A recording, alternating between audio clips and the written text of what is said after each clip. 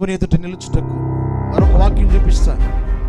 లూకా సువార్త 21వ అధ్యాయం 34 నుండి 36 వచనాలు చదువుకొని, మీ హృదయములు ఒకవేళ తిండి వలన, మత్తు వలన, ఐక విచారము వలన ఒకవేళ మందంగా ఉంటే ఆ దినం అకస్మాత్తుగా ఊరి వచ్చినట్టు వచ్చును.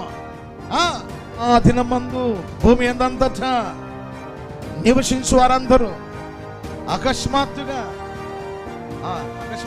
ఏమవుతుంది? ఊరి వచ్చినట్టు వచ్చును.